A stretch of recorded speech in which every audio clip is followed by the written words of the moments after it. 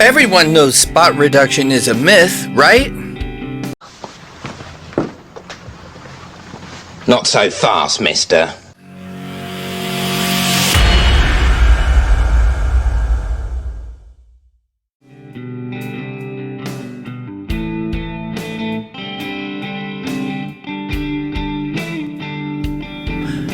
Welcome to Spirit and Muscle, where faith meets fitness. I'm young Gerald, certified personal trainer.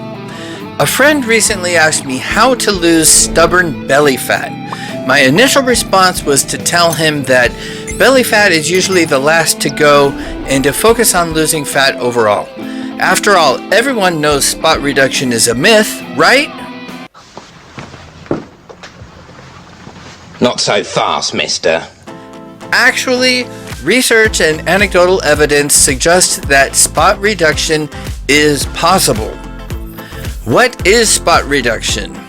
Just to be clear, spot reduction refers to the claim that fat in a certain area of the body can be targeted for reduction through exercise of specific muscles in that desired area. For example, exercising the abdominal muscles in an effort to lose weight in or around one's midsection. Common objections. A lot of research has been done to try to confirm or debunk this idea.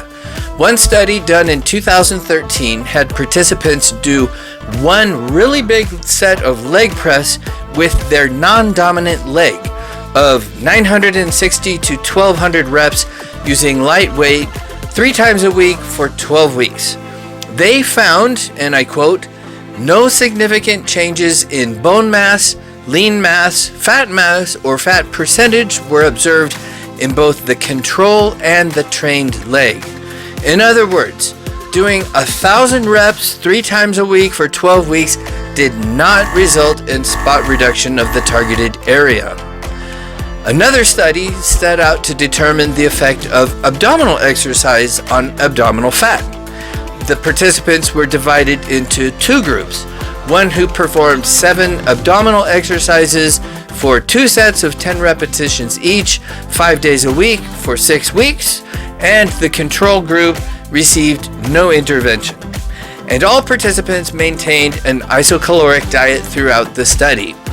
They found, and I quote, "there was no significant effect of abdominal exercise on body weight, body fat percentage, android fat percentage, android fat, abdominal circumference, abdominal skin fold, and suprailiac skin fold measurements." So again, we see that doing 140 reps of abdominal exercises 5 days a week for 6 weeks also did not result in spot reduction of the targeted area. There are many other studies like these demonstrating that spot reduction is a myth. But what if the problem is methodology? What if there is a method that does work? Evidence for spot reduction. The first study I want to look at in this section set out to determine if lipolysis or fat mobilization is higher in subcutaneous fat adjacent to contracting muscles rather than resting muscles. After performing a grueling workout of leg extensions, quote, "blood flow and lipolysis were higher in femoral subcutaneous adipose tissue adjacent to contracting than adjacent to resting muscle. Thus, specific exercises can induce spot lipolysis in adipose tissue." The second study I want to look at studied the effect of combined resistance training and endurance exercise on localized fat loss. Now, this is the study that connected the dots. In it, participants were divided into 2 groups. One group performed upper body resistance training, followed by 30 minutes of cycling at low intensity, and the second group performed lower body resistance training, followed by 30 minutes on an arm cycle at low intensity. And guess what? Fat loss was about the same in both groups, but the group that resistance trained upper body lost more fat in their upper body, and the group that resistance trained lower body lost more fat in their lower body, showing us that with the right protocol, spot reduction is possible. However, Reviewing this study, Dr. Eric Helms, Jeff Nippert, and others remain cautious about accepting these findings of spot reduction. Anecdotal evidence. Many legendary bodybuilders believed in spot reduction, including Arnold, Franco Columbu, Frank Zane, to name a few. More recently, many fitness YouTubers like Paul Revelia and Thomas DeLoyer and others have come out with anecdotal evidence concerning spot reduction for themselves and their clients. One client tells the story of preparing for a bodybuilding show. He says, "I started going to the gym early in the morning to do my cardio. I always found cardio to be super boring, and doing more than 10 or 15 minutes at a time was too mentally draining for me.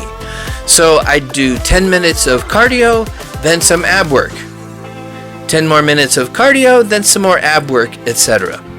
My abdomen turned out to be by far the leanest section of my body.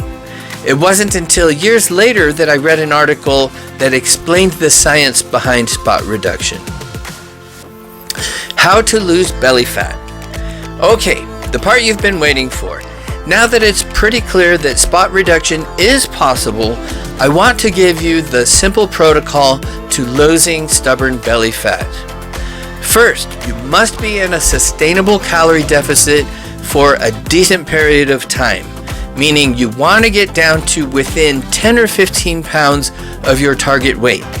You want to have some fat loss momentum built up so that when you do employ this protocol, your targeted fat loss will get burned off and not redeposited.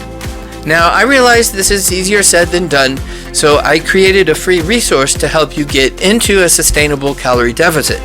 It consists of 3 free tools: my online calorie calculator, access to the top 5 calorie tracking apps, and my glycemic index food guide to help you make healthy food choices consistent with your fitness goals.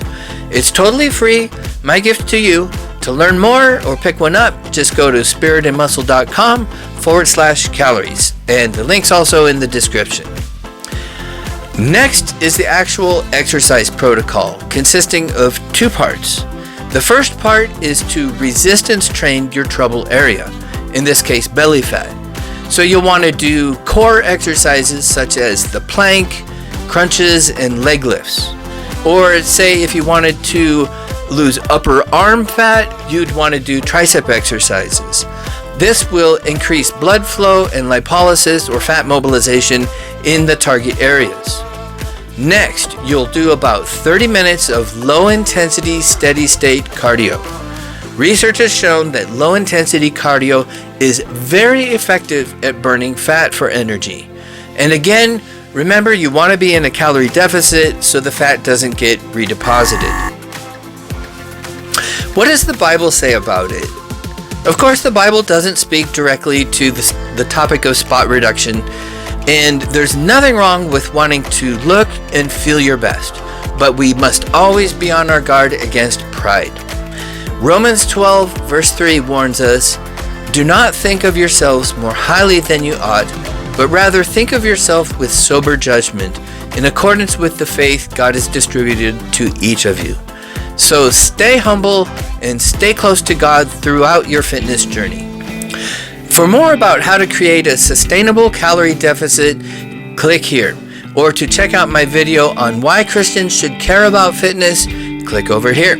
Connect with me on social, the links are in the description. God bless you, and I'll see you in the next video.